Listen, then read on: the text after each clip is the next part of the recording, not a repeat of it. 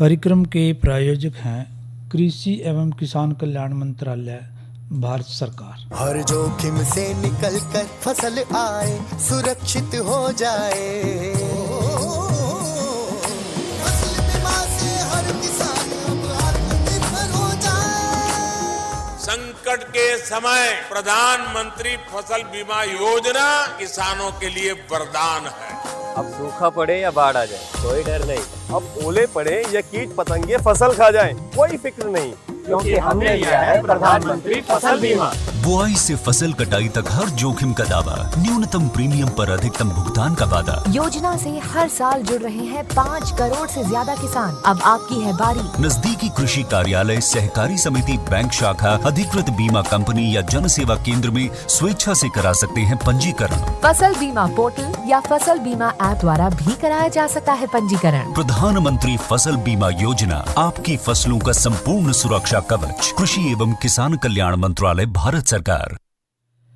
किसान वाणी कार्यक्रम सुनने वाले सारे वाण भाइयों ने पुरुषोत्तम भाई की राम राम। किसान भाइयों, जो आज हम किसान वाणी कार्यक्रम में जो चर्चा का विषय लेके आए हैं, वो विषय सबके साथ जुड़ रहा हो, चाहे वो भाई खेती कर रहा हो या नहीं कर रहा हो, चाहे वो दुकानदारी भी क्यों ना कर रहा हो, कोई और व्यापार क्यों ना कर रहा हो। और वो है भाइयों स्वच्छता। और स्वच्छता से भी आगे सोचा है तो वो है स्वच्छ दूध। हम जाना है भाइयों कि हर चीज़ हमने स्वच्छ चाहिए। अभी हम बार बार ये चर्चा भी कर रहे हैं कि कोरोना में भी हमने स्वच्छता का पालन करना है, अपने हाथों को साफ़ करना है, घर को साफ़ करना है और आसपास भी साफ़ सफाई रखनी है। इसी प्रकार से भाइयों हम जो भोजन कर रहे हैं वो भी साफ़ सुथरा होना चाहिए। और जो दूध पीवा है या दूध से बनी जो भी चीज़ें खावा हैं वो भी स्वच्छ होनी चाहिए। परंतु स्वच्छ दूध सवाल आ जाएगा कि स्वच्छ दूध कहाँ गिनना है। भाइयों, जो हानिकारक जीवाणु है हमारे, धूल है, मिट्टी है, गंदगी है, उससे रहित जो दूध है और स्वस्थ पशु से जो प्राप्त करके हमारा दूध, उसने हम स्वच्छ दूध कहेंगे। और ऐसे दूध का स्वास्थ्य पे भी बढ़िया प्रभाव पड़ा है। और जो अस्वच्छ दूध हुआ है, यानी कि खराब दूध हो जाए, अस्वच्छ होगा यानी कि मिट्टी, कूड़ा करकट या कोई चीज़ गिर जाएगी उसमें, तो वो ख़राब भी जल्दी हो जाएगा, खट्टा भी हो जाएगा, उसका स्वाद भी बिगड़ जाएगा। और इससे इस तरह के दूध से बनाई हुई कोई भी चीज़ हम खाएंगे या चाय भी पिएंगे, वो भी वही जल्दी ख़राब हो जाएगी। इसलिए दूध जो है बढ़िया होना चाहिए, ताज़ा होना चाहिए। पौष्टिक तो है ही है दूध, परंतु उससे अस्वच्छ हो जाएगा तो उसकी पौष्टिकता में वही कमी आ जाएगी। तो ये भी देखना है कि हमने कि जो स्वच्छ दूध हम निकाला है, क्योंकि पशु के पास जावा हम तो दूध मिला है, डेयरी से लगा लो या घर में हमने जो पशु पाल रखे हैं उनसे लगा लो। जब भी जो भाई जो बहन दूध निकालन जावा तो वो खुद साफ़ सुथरा होना चाहिए, उसके कपड़े स्वच्छ होने चाहिए, साफ़ होने चाहिए, और सिर ढक कर भाइयों वो दूध निकाला है।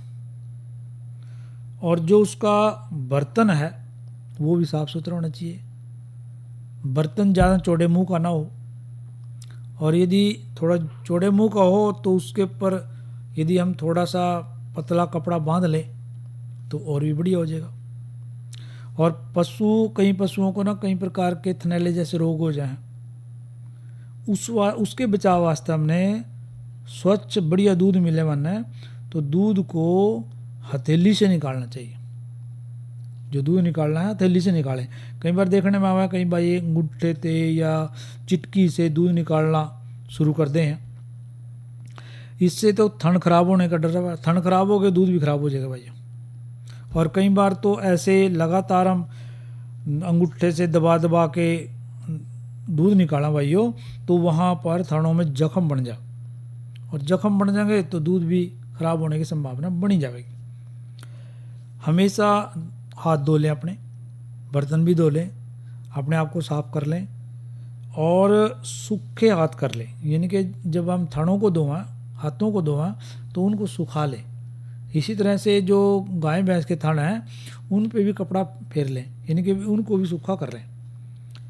तो इस प्रकार से क्या होगा कि हमारे हाथ भी सूख जाएंगे और थन भी सूख जाएंगे, और जो उसमें आने वाली जीवाणुओं की संभावना है वो कम पड़ जाएगी, यानी कि ज़्यादा नहीं रहेगी। तो साफ़ सुथरा दूध मिलेगा। माना दूध यदि कोई भी पशु बीमार है तो उसने भाइयों दूसरे पशुओं से अलग करते हैं, और उस दूध का जो है यदि ज़्यादा खराब पशु बीमार है तो ध्यान रखें कि उसका प्रयोग ना करें दूध।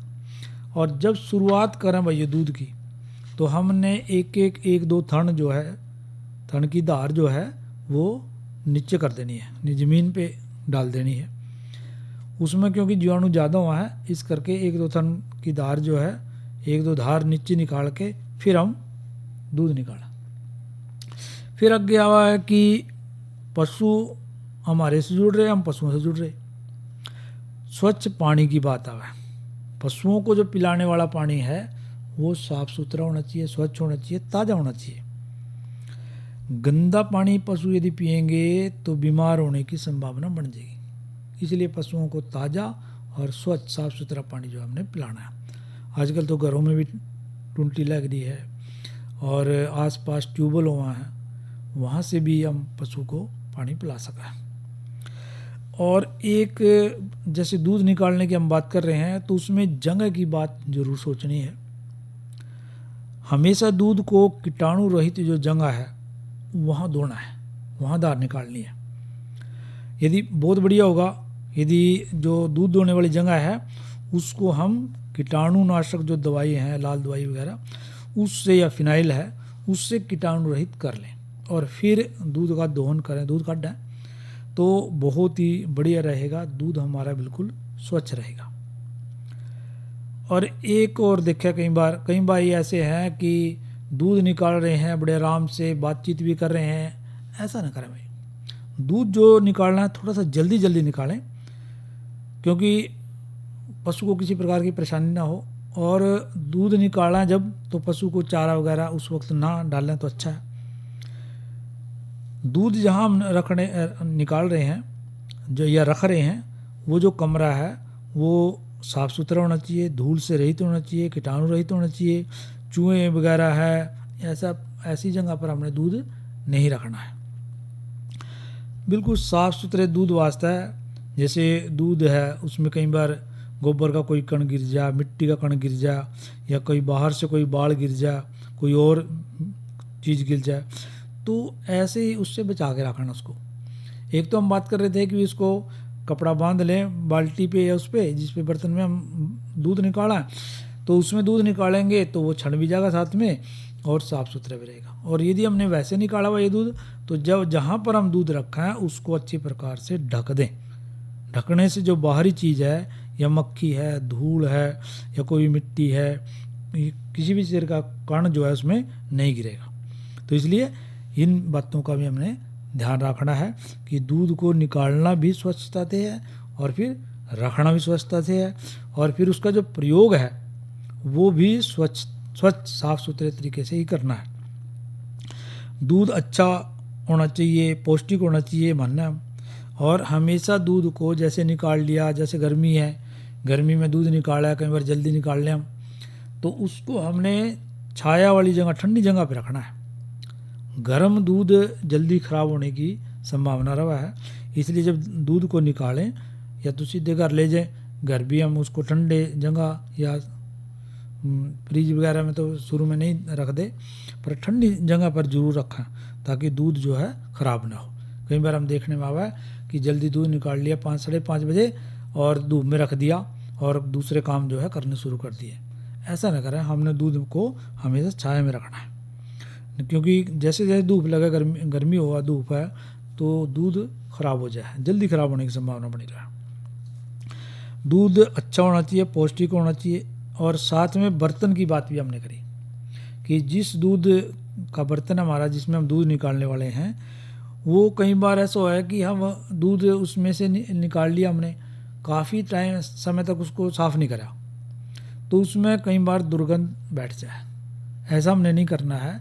जैसे ही उस बर्तन वाले जिसमें हम दूध निकाल के लाए उस बर्तन से दूध दूसरे में डाल लिया, उस बर्तन को अच्छी प्रकार से ब्रश से अच्छी प्रकार से उसको साफ कर दें ताकि वो दुर्गंध रहित और स्वच्छ बन जाए।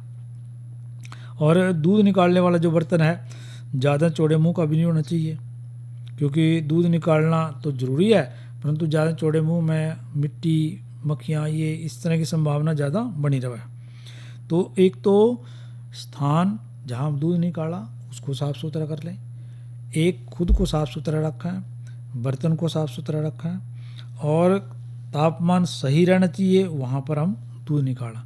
कई बार ज़्यादा दूध हो, डेयरी की बात आवे, तो जो गर्मी का मौसम है तो जो अपने ड्रम है उन ड्रमों में दूध डाल के उसके आसपास जो है बोरी लपेट दें गिल्ला करके, या बोरी लपेट के उस पर साइड में थोड़ा थोड़ा गिल्ला कर दें, उसमें पानी डाल दें उस पर, ताकि दूध जो है लंबे समय तक चल सके। इसी प्रकार से जो गर्म करें दूध ना, वो तो यदि पित्तल का बर्तन हो जिसकी तली थोड़ी सी मोटी हो, और या फिर एल्युमिनियम का बर्तन हो उसकी तली थोड़ी सी मध्यम भी चल सका है, या फिर स्टील का बर्तन हो जिसमें दूध खराब ना हो। पर ये बर्तन भाइयों बिल्कुल साफ़ सुथरे होने चाहिए। यदि ये बर्तन साफ़ सुथरे नहीं होंगे तो फिर हमारा दूध खराब हो सका है। इसी तरह जब बर्तन लेवें, जैसे मैं कह रहा था अभी, बर्तन जब जिस बर्तन में हम दूध निकाल के लाए उससे हमने उस बर्तन में दूध डालना है जिसमें गर्म करना है, तो वहाँ पर छलनी या कोई कपड़ा, मलमल का कपड़ा जैसे बरीक हुआ है, उससे छान लें और ऐसी जगह उसको गर्म कराएं। आजकल तो खैर गैस की बात है, धुएं वाले उस पर धुएं वाले चूल्हे पे जो है दूध को गर्म ना कराएं, क्योंकि धुआं भी उसमें रम जाए, इस बात का भी ध्यान रखें। और फिर दूध गर्म हो जाए फिर ठंडा कर दें, उसमें ठंडा करके हम फ्रिज वगैरह में भी रख सकें।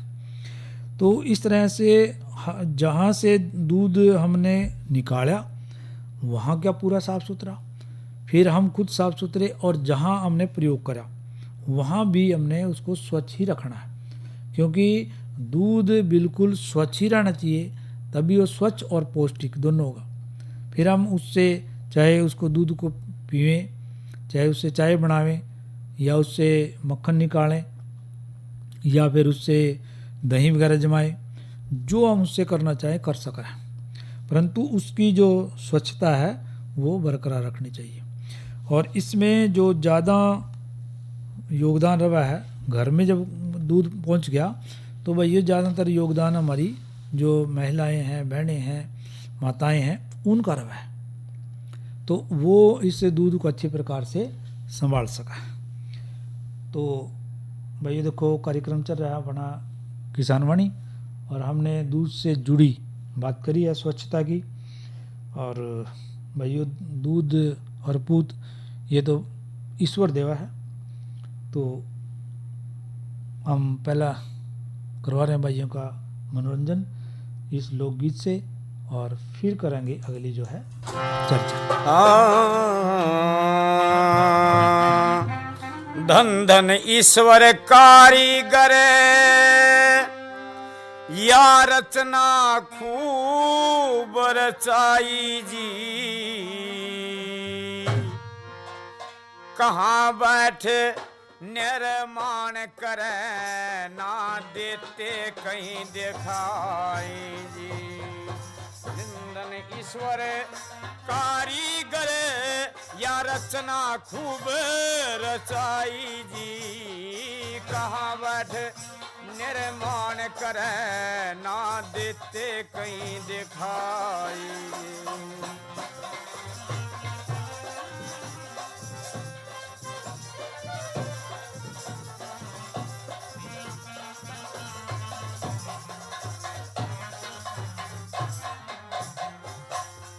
मानव पशु परिंदे पौधे तरवर बिन विधाता जी, बीज फूल फल कई तरह के ये रंग महक बिखराता जी। जड़ी बूटियाँ गुणकारी कुछ व्यर्था नहीं रचाता जी, वैदन बजिया बन के तू ही सुख में जीवन दाता जी, वैदन बजिया बन के तू ही सुख में जीवन दाता जी। कर्म भोग सुख दुख पाने की, कर्म भोग सुख दुख पाने की ये चरखी खूब चलाई जी। अन्न जल वस्त्र और सुविधा दुविधा ये ठीक समय भुगताई जी।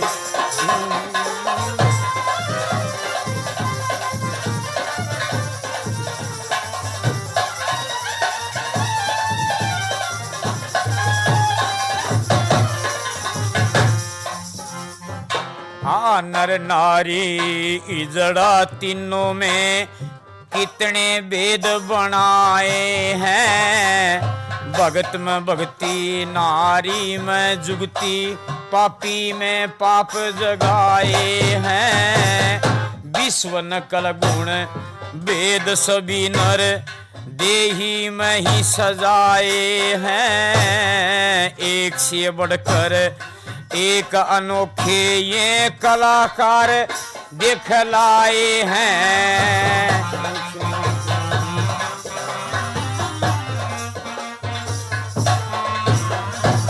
मूर्ति में मुस्कान तेरी, ब्राह्मण में कला सवाई जी। सब कवियों में रचता तू ही अलग अलग कविताई जी। धन धन ईश्वर कारीगर,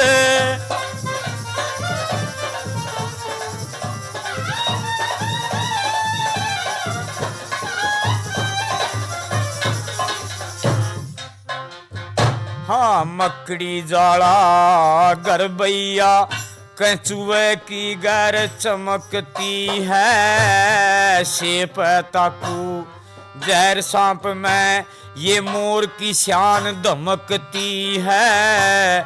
गिरी पे झरना जल से बिजली, अद्भुत तेरी रचना है। बन घास का दूध थना में, पर दूध से मखनी मिलती है। बन घास का दूध थना में, नारियल में जल गिरी ठोस, गन्ने में रस सुखदाई जी। तिल सरसों में तेल, आंब नींबू में भरी खटाई जी। धन धन ईश्वर कारीगर ये रचना खूब रचाई जी।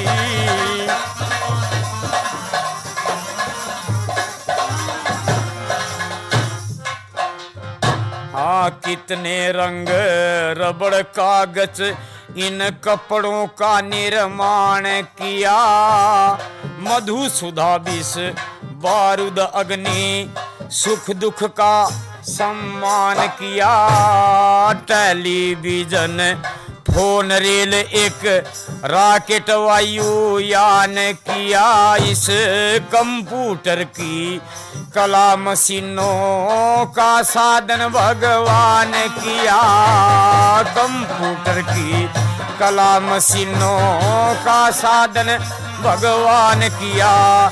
हाथ जोड़ प्रणाम ये स्वामी, बार में बार बधाई जी। सारे गुण तो कैसे करूं, पर कुछ तो करूं बड़ाई जी। धन धन ईश्वर कारीगर ये रचना खूब रचाई जी।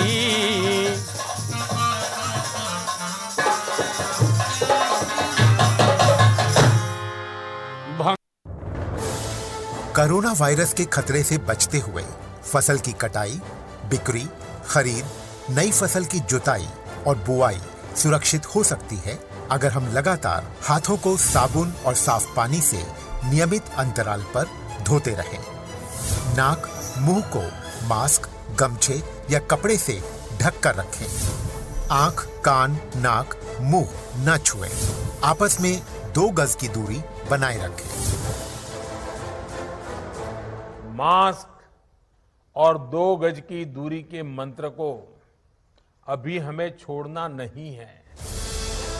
फसलों की बुवाई एवं कटाई करते समय आपस में कम से कम 2 गज की दूरी बनाए रखें। फसल की कटाई करने के बाद छोटे छोटे ढेरों में इकट्ठा करें। कृषि के औजारों की समय समय पर सफाई करें। एक दूसरे के साथ औजारों की अदला बदली न करें। श्रमिकों के शौचालयों और हाथ धोने की जगह की ठीक से सफाई जरूरी है। बुआई, कटाई एवं मड़ाई के दौरान इस बात का ध्यान रखें कि इन स्थानों के आसपास कोई थूके नहीं। कंबाइन, हार्वेस्टर, थ्रेशर, जुताई और बुआई की मशीनों को इस्तेमाल से पहले साफ करें। मशीनों के इस्तेमाल से पहले और इस्तेमाल के बाद हाथ साबुन से साफ करें। वाहनों, बोरियों, थैलियों और पैकिंग के दूसरे सामान की साफ सफाई पर भी खास ध्यान दें। खरीद केंद्र पर आने से पहले किसानों एवं श्रमिकों की जांच। खरीद केंद्रों पर भीड़ न लगाएं एवं किसानों को बारी बारी से बुलाएं। गोदामों पर खरीदी हुई फसल को लेने में शीघ्रता करें ताकि किसानों एवं श्रमिकों को रुकना ना पड़े। कोरोना के खतरे से बचाव और अधिक जानकारी के लिए आरोग्य सेतु ऐप डाउनलोड करें। देश में खाद्य सुरक्षा के ये सिपाही भोजन की निरंतर उपलब्धता को सुनिश्चित करते हैं। किसान स्वस्थ रहें तभी हम कोरोना वायरस से जीत पाएंगे, आगे बढ़ पाएंगे। किसान सबल, देश प्रबल। और भाइयों, संदेश से पहले हमने सुना था लोकगीत रामदत्त का गाया हुआ धन धन ईश्वर कारीगर। भी उस कारीगर ने हर चीज़ में अपने गुण भर दिए, जिस तरह से दूध में भी पौष्टिकता का गुण भर दिया। और भाइयों, अब एक बात कर लें कि मौसम के बारे में। मौसम में अधिकतम तापमान रहा 38 डिग्री सेल्सियस और न्यूनतम 25 डिग्री सेल्सियस। कल भी इसी तरह का मौसम रहने की संभावना है और मौसम जो है भाइयों गर्म बना रहेगा। इसके साथ करते हैं बात कि जो कल किसान वाणी कार्यक्रम है उसमें चर्चा का विषय हमारा क्या रहेगा। एक तो रहेगा भाइयों धान फसल में कीट नियंत्रण, ये विषय, इस पर चर्चा करेंगे। और दूसरी चर्चा रहेगी फलों व सब्जियों में छटाई व वर्गीकरण का महत्व। ये विषय रहेंगे कल किसान वाणी कार्यक्रम के। और अब जो हम जिसकी अगली विषय की चर्चा करने वाले हैं वो सब्जियों से जुड़ा हुआ है भाई, क्योंकि सब्जी के बगैर तो रोटी बढ़िया नहीं लगती। रोटी होगी तो सब्जी भी चाहिए, और सब्जी चाहिए, दूध भी चाहिए, पानी भी चाहिए। पर वो सब्जियां भी हमारी पौष्टिक होनी चाहिए और निरोगी होनी चाहिए, स्वस्थ होनी चाहिए। स्वच्छ सब्जी होगी, साफ सुथरी होगी, निरोगी जितना बोल रहा है हम, तो वो पौष्टिक भी होगी और स्वास्थ्यवर्धक भी होगी। तो कौन कौन सी हमने सब्जियां की बात करनी है आज। एक तो बात करेंगे टमाटर की, एक करेंगे भाइयों बैंगन की, और साथ में मिर्च। इनकी देखभाल ज़रूरी है।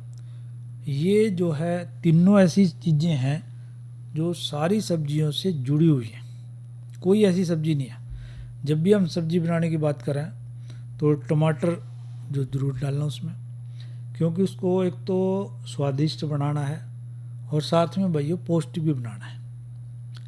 पौष्टिक और स्वादिष्ट बनाने वास्ते टमाटर, और टमाटर की फसल आ भी रही है हमारी, तोड़ के भी ला रहे हैं हम, रोपी हुई भी है, उसकी देखभाल करनी है। उसमें एक तो निलाई गुड़ाई की बात करनी है कि निलाई गुड़ाई ज़रूर करनी है। उसमें किसी प्रकार का घास फूस खरपतवार रहने नहीं देना। एक उसमें मिट्टी चढ़ानी है। जैसे हम निलाई गुड़ाई करेंगे भाई ये दोनों काम हो जाएंगे, घास फूस भी ख़त्म हो जाएगा और साथ में जो मिट्टी डोलियों पे कम हो रही थी वो मिट्टी भी चढ़ जाएगी। मिट्टी चढ़ने से क्या होगा कि वो पौधा है उसकी बढ़वार बढ़ जाएगी। जब भी हम सिंचाई करेंगे तो बड़े आराम से हम उसमें पानी दे सकेंगे, हल्का पानी देना है। और इसी प्रकार से हवा का आवागमन, धूप का आवागमन, ये भी पौधे वास्ते जिस तरह हमारे वास्ते ज़रूरी है भाइयों, ऐसे पौधे वास्ते ज़रूरी है। तो इन बातों का ध्यान रखना है हमने, टमाटर में भी, बैंगन में भी और मिर्च में। और जो मिर्च हमने रोपाई है, देखभाल कर रहे हैं उसकी हर तरह से, तो उसमें पहली नाइट्रोजन है वो भी डालनी है। पहली जो खाद की रोपाई है, रोपाई से लगभग 4-5 हफ्ते बाद हम उसमें डाल सकें नाइट्रोजन। लगभग 14 किलोग्राम नाइट्रोजन 1 किले में डाल दें और फिर उसमें हल्की सिंचाई कर दें। दूसरी, यदि नाइट्रोजन की मात्रा डालनी है तो फूल आने की अवस्था में देनी है, क्योंकि हम बार बार दोहरावा है फसल वास्ते भी भाई, सब्जी वास्ते भी, कि जो नाइट्रोजन की खाद है उसको कम से कम हमने 3 भागों में बांट के देना है। पहले शुरू में, फिर मध्यम में और फिर अंत से में दे दें फसल के, यानी कि उसको 3 तरीके से हमने देना है। और वही एक बात और है, जब बैंगन है, मिर्च है या टमाटर है, कोई ना कोई रोग जरूर में लग जाए। हर सब्जी, हर फसल, हर फल में कुछ ना कुछ रोग जो है ज़रूर लगा है। तो इनमें यदि कोई सूखा रोग लग जाए, हानिकारक कीड़े हैं, कहीं पे बीटल है, हरा तिल्ला है, सफ़ेद मक्खी है, इनका प्रकोप जो है उंदर है कहीं ना कहीं। तो हमने क्या करना है, 400 मिलीलीटर मेलाथियान 50 EC दवा लेनी है और लगभग 250 लीटर पानी लेना है और उसका घोल बना के छिड़काव करना है। एक बार के छिड़काव से काम न चला तो हम दोबारा उसका छिड़काव जो है कर सकें। इसी तरह फल छेदक सुंडी है, ये भी खूब तंग करा है। इसका प्रकोप हो जाए ना तो 500 ग्राम कार्बोरिल 50 घुलनशील पाउडर है ये लेना है और इसको भी उतना ही पानी यानी कि 250 लीटर पानी मिला करके हमने फसल पर छिड़काव करना है। कोई भी फसल हो, कोई बीमारी लग जाए, कीड़ा लग जाए तो तुरंत हमने उसका उपचार जो है करना है।